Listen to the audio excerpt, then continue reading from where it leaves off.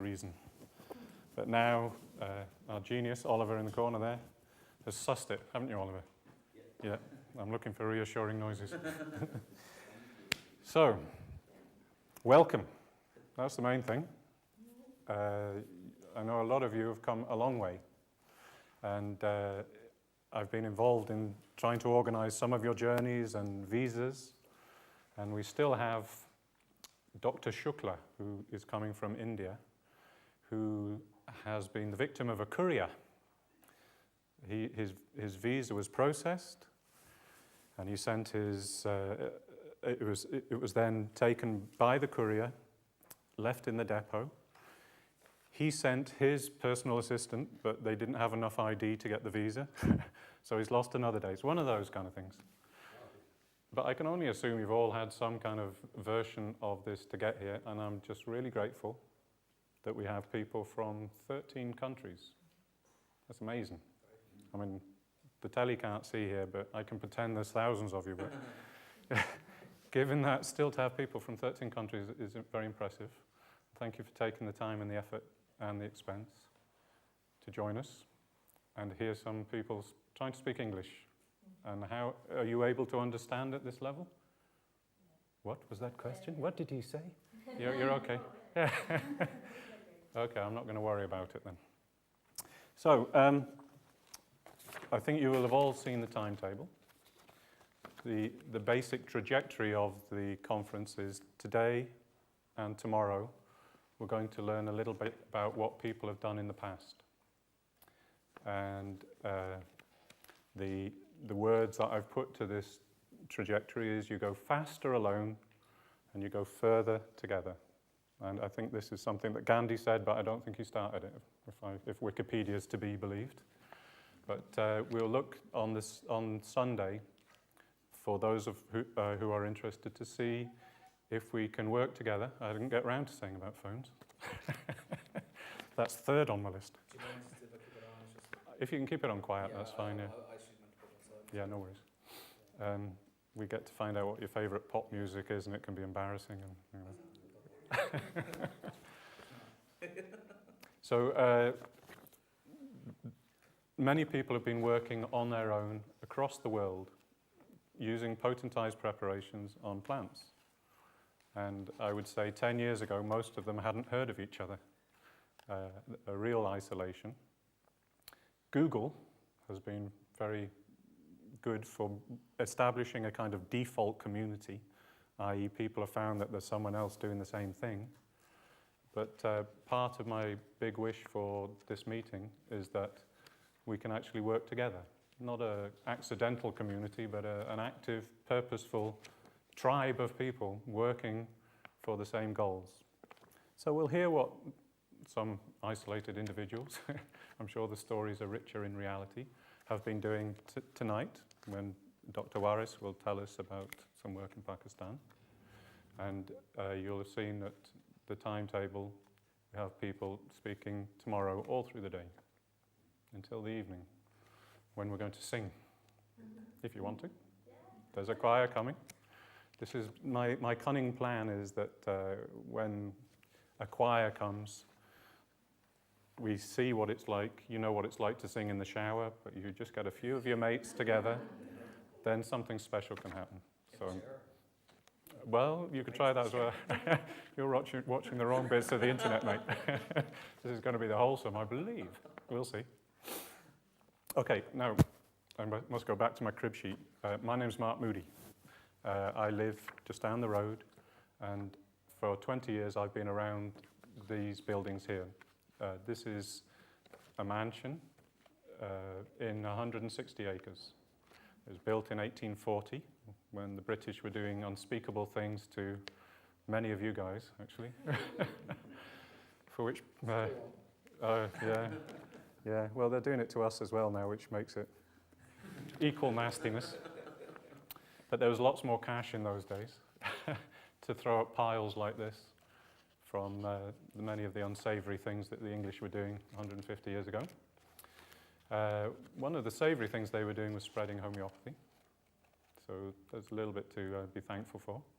But I think that when the community moved here in 1976, It was part of the redemption of this building, which had previously had people who took the iron and the coal from the Forest of Dean, which is this area between the two rivers, the Severn and the Wye, and took it down the River Severn, which is just a couple of hundred yards down the hill. You can see it from that window. This is now a community of 100 people. Half of us have needs which are a bit more obvious than the rest. A handicap, we used to call it. And it's a Camp Hill community because the people who started this were... Do come in. Are you Barbara? Did you get in touch with your bed and breakfast? Good. Right, that's another thing to tick off my list. When Mr. Hitler was doing very unsavoury things, a lot of people came over to the UK, and some of them started these communities called the Camp Hill communities, because up in Aberdeen there is a place called Camp Hill where a home for children with special needs was started. And they were inspired by a man called Dr. Rudolf Steiner. Many of you will have heard of Steiner. If you haven't, I'm not sure whether to recommend him. For me, he's brilliant. For other people, it hurts the head and maybe even the heart. But I think it's a brilliant study. And one of the studies that came with Dr. Steiner was his work with agriculture, which is known as biodynamics. And if we shift a little bit from the Camp Hill story, but stick with the refugees, there was a lady who also fled Germany at the time, and her name was Lily Kalisko, which may also be a familiar name. And if you were to look out that window and not look at the river, but go to the hills beyond, you'll see where Lily Kalisko came in the mid-1930s. She and her husband had done some work already when they were in Germany under Dr. Steiner's guidance with potentized preparations and plants. And as far as I know, this in the early 1920s, that's as far back as I can trace the history of what we may loosely call agrohomeopathy. And it's nice that you've come here, that you could look across the river and see Lily Kalisko's house. She did her original work at the school where my children go to school now, and then moved up just a few hundred yards up the hill after the war, taking some big shed that the Canadian Army had left behind to do her work. And she left us this, E and L, Eugen or Eugene and Lily Kalisko, the agriculture of tomorrow. Well, it turned out not to be tomorrow. Might be a couple of days later. But if you look in here, she's done various remarkable pieces of work. But these graphs are looking at growth characteristics of plants against different potencies. So biodynamics can sometimes seem like an ally of homeopathy, Hahnemannian homeopathy, and sometimes there are things that bring conflict. This is just a fact. And we're going to do better than that. But when a biodynamic farmer takes the preparation, she can stir in a big vat, maybe a barrel, turning it until there's a big vortex, and then swishing it around the other way, and then again for an hour. That is the equivalent to the potentizing that Samuel Hahnemann taught us.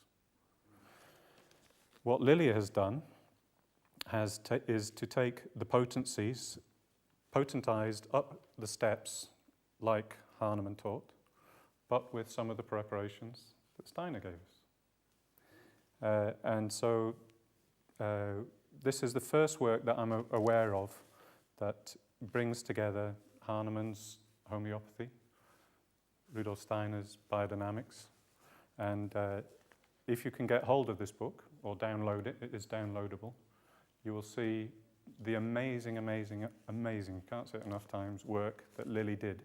Her husband died in 1945. a little bit earlier, at the start of the war. But Lilly carried on till 1976. Round about 1976, and I think of it as a direct continuation just because it's tidier in my mind, several people in different parts of the world began potentizing various substances and asking themselves the question, can homeopathy or potentized substances of some description be effective on plants? In New Zealand, there's Glenn Atkinson, who may be down the end of that machine. We're being streamed on the internet, by the way. So that camera up there should be taking us to Glenn, who's not here because he's going to get married very soon. Yes. A few other people aren't here because of other reasons. They've got sick relatives, but we'll get onto them. Glenn has done amazing work, and for my own personal story to get involved with this, and I'm really looking forward to hearing everyone else's story. This is just one history.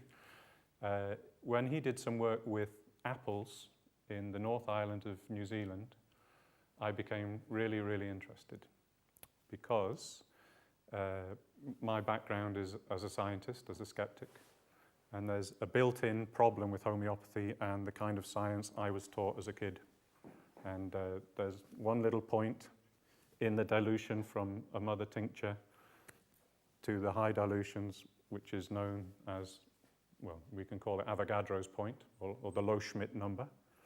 And the loonies live here, that's us lot, and the real science lives there. And if you want to use the scientific method for homeopathy, there's a built-in tension. I'm sure you're all aware of this.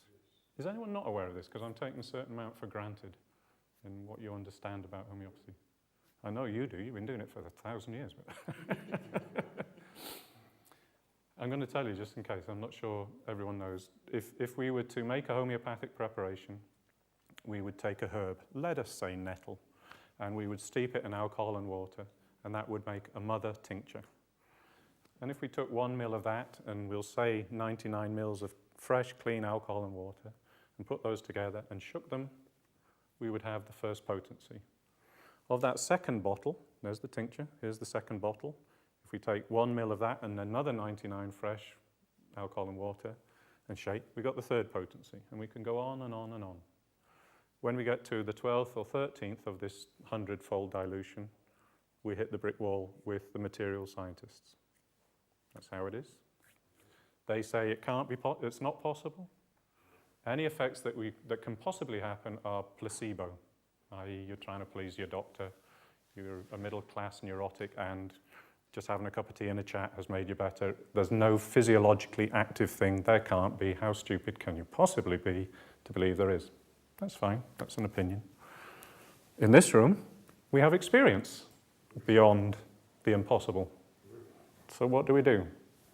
We carry on and we disregard our experience, or we have to look at the science to reassure us if we need it, to give us confidence that there's something genuine happening there. And the big debate with the placebo, if we are middle-class people with neuroses who come along and we get better from a chat and getting something off our chest, fine. But does this happen to cows? And does this happen to plants? This is a way to address the questions. Good questions for someone who's educated in our culture, I think. You know, I've got no problem with those questions, as long as they're questions saying, I want to know, rather than you're a bunch of nitwits. Got to keep it clean for the camera. They're good questions. So when Glenn Atkinson in New Zealand did some work in around the millennium with the pip and stone fruit growers to see if he could keep damage from frost away from apple trees, and when it was done by a laboratory that had never used homeopathy, it was the standard agricultural laboratory called Hort Research. And when they found that Glenn's preparation, which he then called warmth spray, it's now called Thermomax, did the best to enable plants, those apples, to flourish after the frost had been on the flowers, then I thought, this is really, really important. It's not in-house. We've got the experts to check it. And it's not placebo, presumably, unless there's some greater interesting things going on. There must be some objective effect going on here. So, you know, one can immediately jump in and say, yes, it's all true, or, you know, you've got to give it my personal approach is to ask again, can it be repeated? Does it only work for frost on apples, or will it work for tamarillos and kiwi fruits? Is it the only thing that homeopathy can do? Why did we use that plant? What potency should we use? You know, a whole cascade of questions goes on just in the practical realm of homeopathy, let alone the epistemological questions of how the hell can it work? And is it just luck, or is it voodoo, or is it a science we haven't charted yet? We just haven't found the map yet? Well, that got me started to make a project called Considera, which some of you will know. And the thing that has taken off most, there's various disciplines in biodynamics along with the potentizing. The thing that has really taken off is the materia medica, which most of you will have seen from homeopathy as a description or a catalogue, if you like, of things that people have found each individual remedy does. So if you have a left-sided pain, or if you prefer salt to no salt, if you sleep well on your left, if you're better by the sea, all these things emerge and are put next to the remedy. And there's ways to increase that catalogue through testing, provings, and also collecting experience of those who've used them to see if things are reinforced or actually don't prove the test of time.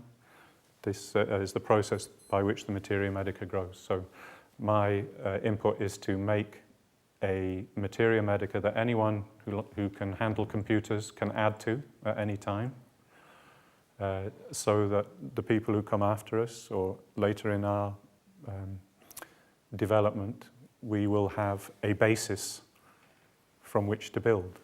And we'll find out who was right and who was wrong as time goes on. It's a self-editing, peer review process. And in that time, one thing I should say is that Glenn was potentizing the biodynamic preparations, these things that Rudolf Steiner had explained in the 1924 in something called the agriculture course, a practically impenetrable piece of scholarship. Steiner in 24 worked through giving lectures. And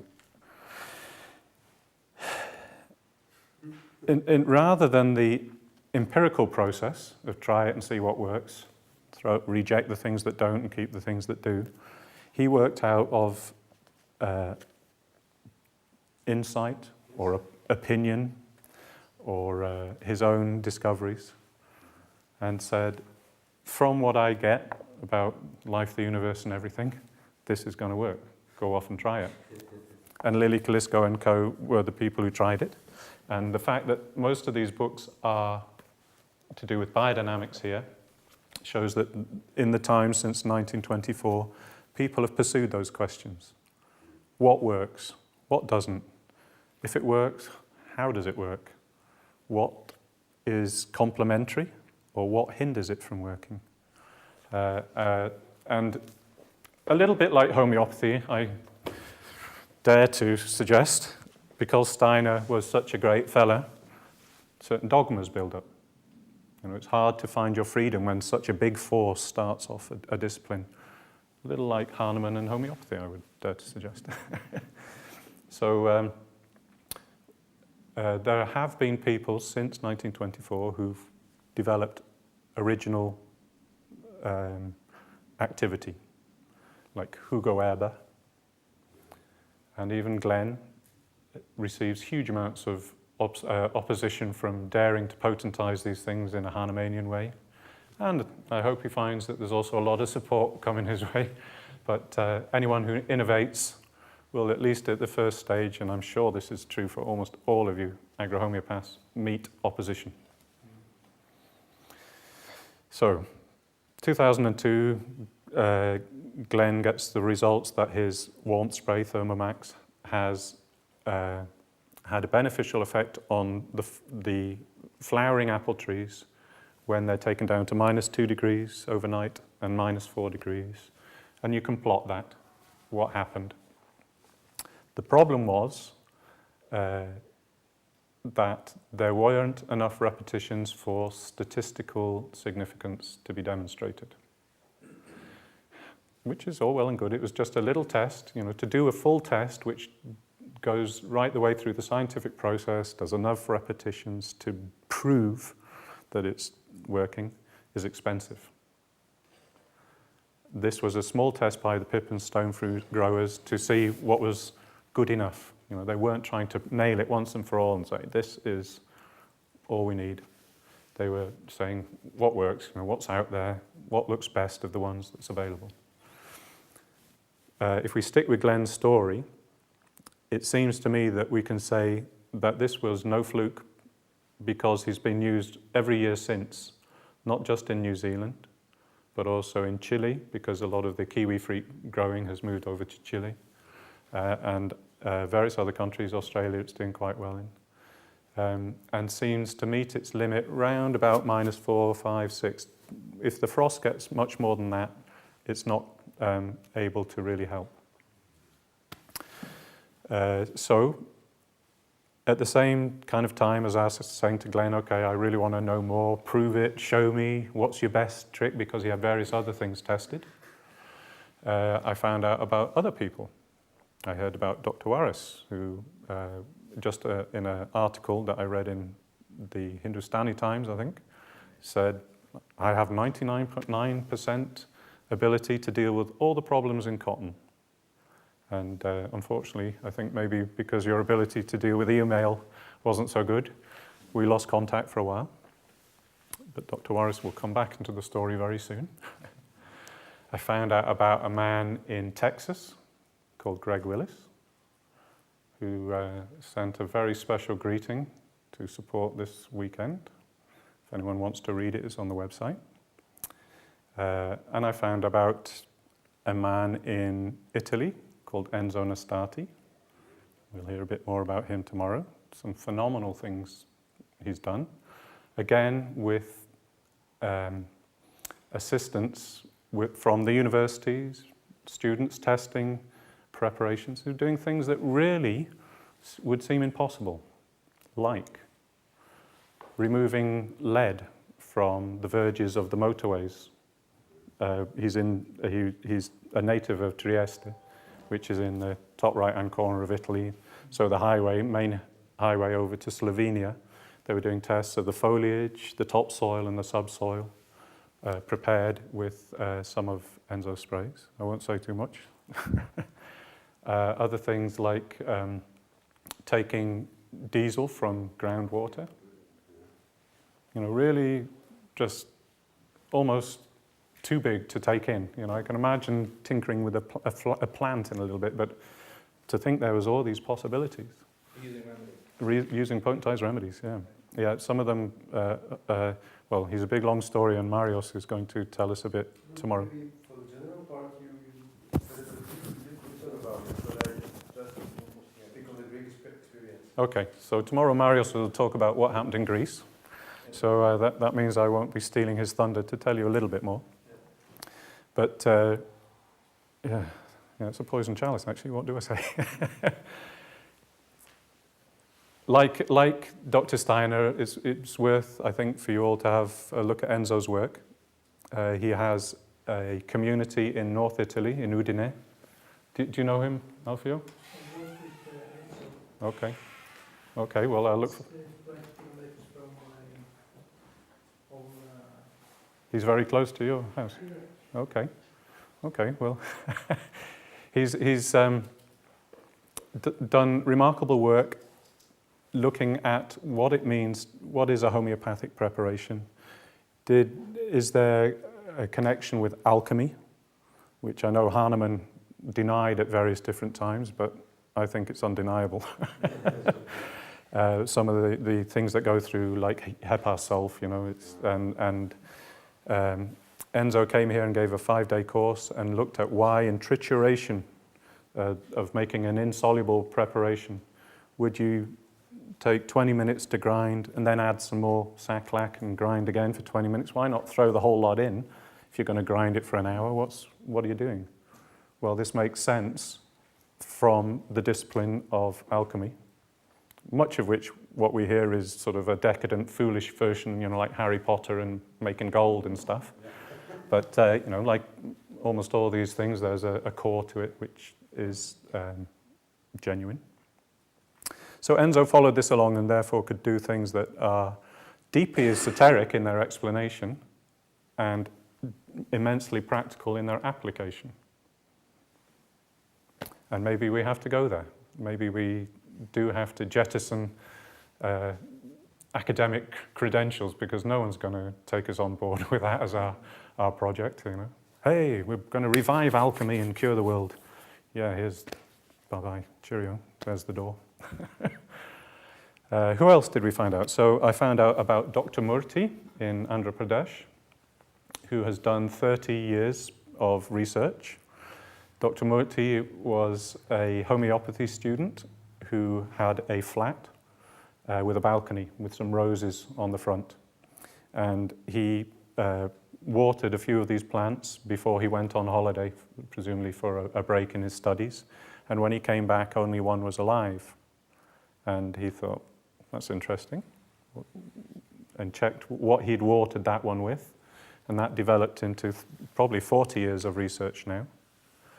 Also in India is Abdul Latif, a man who tried to patent agrohomeopathy, but I don't think that's going to succeed because Lily Kalisko's been doing it since 1920s. We have prior art. But at the same time as these various people who've been looking at potencies for practical agriculture, there's been other people working more from an academic point of view for the questions such as, if we make some homeopathic remedies, how do we test their quality? They all look like little white pills, or they're little clear liquid in a brown bottle. How do we know, trying to think of a wine analogy, how do we know Chateau Mouton from Blue Nun or just water? No? The skeptics think it must be snake oil. How do you tell snake oil from the genuine thing? Plants are a way to do these analyses over a large amount of plants, so we can do statistics, and we don't have the ethical issues of testing on animals. We're not putting it into bunnies' eyes or anything. We're doing science. So there's academics working in that way, and then a whole host of people whose sole question, as I understand it, is what is a potency, particularly beyond Avogadro? How can we understand how nothing does something? What's that telling us about everything? So all these various folk working away, some of whom I still don't know, I'm sure. Even Googling and working the networks and looking down the grapevine, I don't know people. Dr. Shukla, I didn't know about at all until I made an invitation to this conference. And he told me he has 100,000 farmers using his potentized SOS, he calls it Swiss Organic Spray. 100,000 in India. Yeah, I mean, we go from this little bubble of nerdy homeopaths doing things to boom. I mean, it's in India where it's maybe half an acre, but still, that's a lot of people. It's not the big tens of thousand hectare spreads here, but it's a lot of people. It's a big start, I think. A hugely encouraging start. Now, Dr. Shukla is due to talk to us tomorrow evening. He is currently in India because the courier and he and the visa have not met. He's rearranged his plane, so he should get into London tomorrow afternoon, and then he's going to take a taxi. That's the email I got about 2 hours ago. Hey, he's selling 100,000 farmers, he could take a gold-plated taxi. But I'm hoping he's going to take the train or something. But we'll see. Now, the big thing for me, I was happy to kind of beaver away quite quietly, trying to understand who was around. Yeah, this is good. You just need the wedge there. I should be telling a sad story now, shouldn't I? And then my mother left me. I was quite happy to beaver away, sort of just investigating for myself, until last year, when Dr. Warris turned up at Lydney railway station. Lydney is a couple of miles down the road. And he came and showed me his research. And what I think is absolutely groundbreaking about your research is that it has been done by the experts, the independent experts. So the Cotton Research Institute, there's some amazing name, something like the Directorate General for the Punjab for the Quality and Safety of Pesticides, something like this, a little pithy name. He needs a long badge. He did that, and the Nuclear Institute of Agricultural Botany. Yeah, we have a national institute that's nuclear over in Pakistan. So the experts who work with cotton had tested the effect on mealybug, which is a little furry fella that messes up the cotton, of water, a control, a preparation called Ventage, and a agrochemical called Actara. Then the chemical name is thiomethoxam, and it's a neonicotinoid. And the neonicotinoid, as far as I understand, is what's killing the bees everywhere. And it's great, kills insects. What could be the problem? I mean, that's what we put it on, to deal with the mealybug, but we all know the problems of chemical agriculture. So to have this test done by the experts over 2 years with 2 different cultivars of cotton, and to find, and they were tested after 72 hours, 24 hours and 72 hours for the adult and the nymph stage of the mealybug. And compared to the mortality for the water, which sets the benchmark, which is the 0, if you like, the reduction in the numbers of mealybug, nymph, and imago at these different times was between 90 and 100%, with both the thiomethoxam Actara and with Ventage. Well, this struck me, so we have statistical significance. Statistical significance, we have independent experts who work with cotton, not with homeopathy. There's no vested interest. And repetitions, and hugely statistical results. And that strikes me as a real mark in the sand, where we can say, if all seems to be as it would appear, we have proof of concept. Something that we can take to any lab, any university, and say, what do you think of this then? How else could we test it better? So, Dr. Warris, thank you. And therefore, when Dr. Warris and I were talking, it felt that we could, I'm going to have to mention you in a minute. I'm sorry, how did I forget you? I'll come back. When we were talking, it seemed that it was time, with this particular threshold having been crossed, that we could speak with confidence and get people together. Now, at that time, there's a man in France called Francis Bucaille, who would have been here, but yesterday he emailed. His mother-in-law is not going to be with us much longer, and he has to be there. But he was my connection with the Finley Institute in Cuba.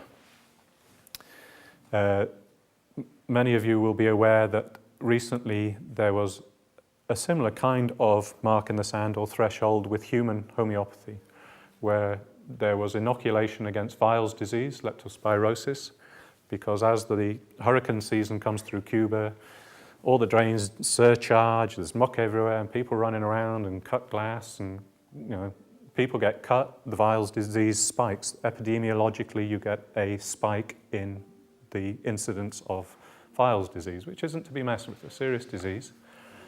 And the Finley Institute primarily do inoculations, but this time, and this is something you can do in Cuba that I don't think would be done very easily in the UK, for instance, it can be decreed that half of the island will take the potentized leptospiro, and half will take the normal vaccine. Thank you very much. And homeopathy wiped the floor with the normal vaccine on millions of people. So Cuba is now interested, big time, and the Finley Institute in particular. So Francis, being my contact there, said there is a meeting planned for Cuba for homeopathy, and there will be a subsection for agrohomeopathy. So I told Dr. Juarez, well, we'll all go to Cuba. We were looking at the alternatives. We were looking for somewhere safe. Pakistan isn't particularly safe, although I'm sure Dr. Juarez would look after as well. Cuba, I think, is safe, as long as you don't go shouting in American too loud. Mexico was a possibility, also a little bit shaky at the moment. But as time went on, it became clear that this conference wasn't going to happen. So Dr. Juarez would occasionally ring me up and go, Mark, you must do this. You must. And I have. I sent out the invitations, and God knows where you guys have all come from. Some of you I know. You probably all have your own story as to how you've heard about it, some of which I've been hearing. But that is the story of this conference. As far as I know, there's this trail going back from the 1920s, mainly with biodynamics. It's got lovely and fuzzy at the edges. The homeopaths have taken over, really holding the torch, and this is a challenge to biodynamics, not to seed the early ground, and having these incredible effects with preparations miles over the Avogadro threshold. So this sets up a challenge to ourselves, first of all. The challenge to ourselves is, for anyone who cares to take it up, this is not something you have to take up. The challenge I feel, let's put it that way, is that if we do our work well now, we set up a challenge that must be listened to for all the questions of homeopathy. Even the academic ones, let alone the ecological issues. The fact that the water's poisoned, the air's poisoned, the soil's poisoned, we're poisoned. Our kids are going to get shafted one way or the other by the way that we grow our food. We're looking for an alternative. That's one challenge. The academic challenge of this inviolability of the Low-Schmidt or Avogadro number. And if we get to a point where we can explain what we do with the help of our work, which we do well and robustly, then all sorts of implications emerge. And I thought long and hard about Victor here. Victor is a local man who came and saw me, who's been working with some of the answers that may emerge if we do the plodding questions. Okay, if it's not just material, what is it? How do we react with it? When does it work well? Can it work badly? Well, Victor's already across that threshold. And so he's going to talk to us, and he has some stuff outside. But I feel that all of these are is a more a radionics kind of work. Is that fair to say? Or would you like a bigger label? I'm not into radionics, but Give energy. Energy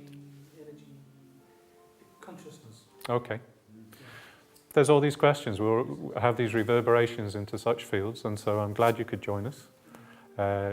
And I'm very keen. I have a conflict. Part of me wants to leave agrohomeopathy very open in its interpretation at the moment because it's new. And we could easily say, it is this, it must be like Hahnemann or like Steiner. But I don't think that's going to help us at all. I think we have some very strong, tough personalities in the room. I happen to know that, having locked horns with a few of them, because everyone's had to fight for where they've got to go against the tide of the culture which doesn't get homeopathy. And we could easily end up with clashes. Oh, Hahnemann's better than Steiner, or energy's better than a pill. You know, we could do all of that stuff. But I like to think that we're all working for the same thing. And we have a little bit of the puzzle each. And if we come together, we may find a lovely picture. A lovely, effective, cheap, non-toxic picture, let's hope. Even one they can't make a bomb out of, perhaps. That'd be a first. So that is my hope for today and tomorrow and the day after. Now, we've had to change the timetable a little bit. We're going to have to be very flexible for Dr. Shukla to see what happens with his plane and his taxi, or whatever, however he gets here, whether he gets the visa at all. One of my great sadnesses is that we don't have as big a representation as I'd hoped from South America, because a lot of the pioneering work is happening in South America. I've lost the one South American I am aware of. Oh, there you are, excuse me. So maybe you can fill us in on Dr. Banato and all those others at some point. Yes, and also Dr. Casal, which are developing a good job about this at the University of Viçosa, the best university about agrohomeopathy. Excellent. I mean, to be in a university with this discipline is like a dream here. Yes. Yeah. We have more than 40 theses finished, published Yeah. about this thing. Yeah. I'm going to introduce this guy because he's managed to stay off the off the headlines. In the middle of all this, I met Cavarage in Amsterdam through an inspired bit of internet home searching, if I say it myself. Through a guy who had been smashed up in the first Gulf War and was helped by Cavarage under a different name, just to make it harder. Yeah. But Cavarage had already got the basis and the form and many of the original things for the Materia Medica and the repertory. And so we published the book, and then Jürgen has taken on for the second edition of the book. And how many languages is it in now? 12, as far as I know. There are 7 Indian languages. There is Farsi from Iran. Yeah. There is Japanese. There is French, English, and German. So things are happening. Yeah. I like to think I was helpful there, publishing the first one, finding your own. I'm yeah, no worries. very thankful for that, because you actually put me on the map there. Bless you. Good. I'll take all the praise that's going. So that's how we started the Materia Medica, and then I spent loads of time going square-eyed, finding the research wherever I can find it, including finding this huge wealth of work in South America. But in waiting for the Cuban conference and then quickly arranging this, Dr. Banato and others couldn't come because of their academic responsibilities with the new term coming. So we're a fraction of what's around, but I hope we're going to do something special together. Anyone who wants to play, it's open.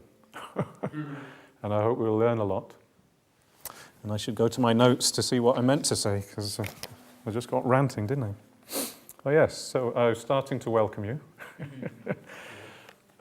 If the streaming is going fine, and if people have taken up who said they would, then Glenn will be watching us in the middle of the night in New Zealand. In Australia, I hope Shaberi Bird is there. Some of you may have come to this field through a book called The Secret Life of Plants, Tompkins and Bird. This is Mr. Bird's bird, now married to Hugh Lavelle, who works with field broadcasters. Hello, Shabiri. I hope you're in the back there. Ben Davis, I hope, is watching from the United States of America. So these are taking us up to about 15 or 16 different countries and nationalities who are attending virtually or really. Tomorrow we will have a few people who aren't here yet, just because of transport issues, from Catalonia, which must be empty. There's so many people here.